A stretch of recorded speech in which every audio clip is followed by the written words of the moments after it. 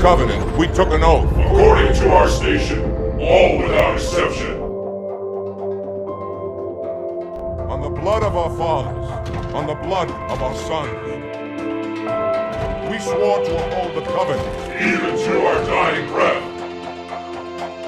Those who would break this oath are heretics, worthy of neither pity nor mercy. Even now, they use our Lord's creations to broadcast their lies. We shall grind them into dust. And continue our march to glorious salvation.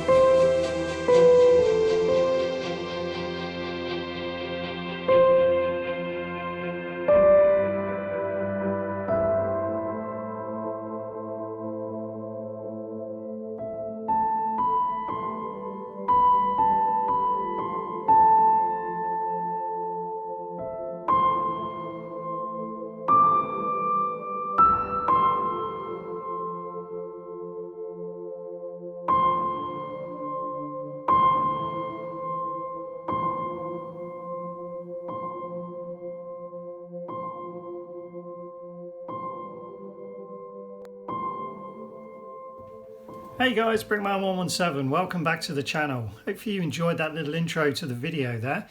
Slightly different to what I usually do, but I'm so pleased with the way this MOC's turned out. I wanted to do something a little bit special for the video. For those that are new to the channel and you like what you see, don't forget to hit that subscribe button for regular updates. I'm pretty sure anybody who is a Halo fan will know or will have heard of the Shadow of Intent. It's a CAS-Class assault carrier that's featured quite heavily in most of the games and certainly in a lot of the novels as well. So it should be a very recognisable name, and if not a recognisable name, certainly a recognisable ship. It's one of the biggest in the Covenant fleet.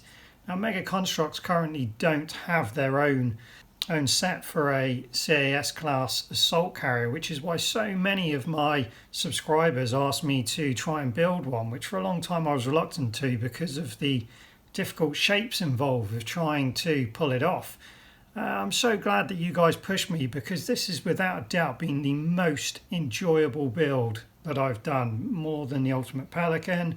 It really was enjoyable, frustrating beyond belief. I've spent a lot of time putting this together. There's a lot of unusual building techniques going on inside there to get all of these angles, but the end result is that I'm really pleased with this build. Before we get stuck into a few of the features, I just wanted to say, if you're wondering why I did those opening scenes in black rather than the natural colours of the blocks, it's because with a name like Shadow of Intent, to me, that's just sinister. The black version to me looks so much more intense as a ship. You know, it's so intimidating in black. For me, if Mega were to produce a set like this, I would happily take it in a black or a chrome style block, definitely. Not that I don't like it in the colours it's in now, it looks fantastic. I do like that.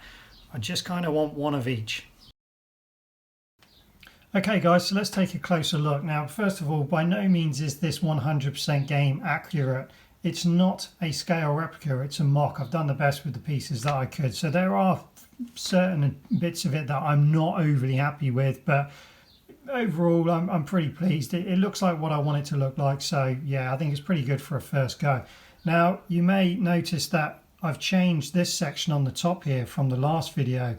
The original bit that I put there was I wasn't happy with it from when I first did it. It was just get the shape in there. So I'm much happier with this. I've used this, which is a tail section from some of the Banshees, which proved really handy for that section there. And then also, I just managed to create these bits here just to make it come out more, because when you look at it from above, it's meant to look more like that. It was just really streamlined before. It was too narrow. It had no shape to it. So I wasn't overly pleased with that. And then there you can see that main cannon section on the top. Now, in Halo 2, when the Chief's dropping down above one of these ships, you can see it firing plasma from the front here and taking out a UNSC ship. So I'm not sure whether that moves or not overly up on the details, but either way, I like the look of that. It looks much better now. And I changed the greebling slightly around here too. I also changed the back here slightly, just around here, but that was only to incorporate this main engine intake, which you can see there. I'm not sure how well the light shows there, but there is some of those frosted blue blocks that you get from the Spirit set that the base is made of. You can kind of see it in there. So I've managed to put those as many places as I can. You can also see them down here. I'm going to try and hold this and show you at the same time. I've got some in here just to give that look of light. So those are the amendments from the last video, which yeah, I'm definitely pleased about those. And then I started working on the rest of it. When it's sat down, I don't know if you can see, I've just made these two stands here that it can actually support its own weight. One goes under the body there. And all of this does actually support itself. If you hold it from the back, you can see that neck, even though it looks really flimsy, has got enough strength in it to hold itself up. But I just put that there just to take the load off, really. I will show you the underneath, but I wanted to show you from this angle. I'm just going to go off the tripod a minute, show you from here. I'm really pleased with this area here, the hangar bay. Now, in the pictures that you can find online, it just looks epic. That is a huge hangar bay. It's quite hard to get the camera in there, but you can kind of see I've used more of those trans blue blocks to kind of depict either force fields or the light emitting out of it. Okay, coming around to the back is the bit I'm least pleased about. It was quite difficult as well. It has to droop down here, which is hard. So I've got more hinge pieces and stuff drooping, coming off the back there. So it does its job, but definitely not overly pleased with it. Okay, what I'm going to do now is just flip it over onto its roof so I can show you the underside. So I'm actually possibly more pleased with the underside than I was with the top. Again, you can see that hangar bay there. So I've used some more of these from these tail sections from the orbital Banshee, which I was pretty pleased about.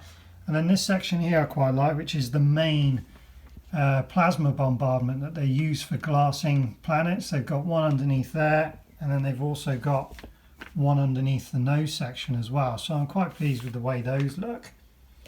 And then spinning it around to the back, managed to get the 3 engines in. Relatively pleased with it, but they're just a bit too bulky. They're supposed to be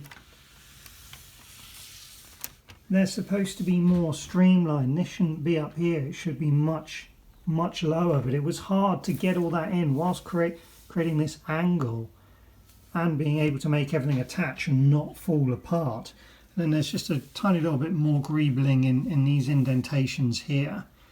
That's just about it for the MOC, guys. Hope you enjoyed that video. I certainly enjoyed building the MOC and making that video for you. If you have any questions, leave them in the comments section below. Don't forget to leave some likes.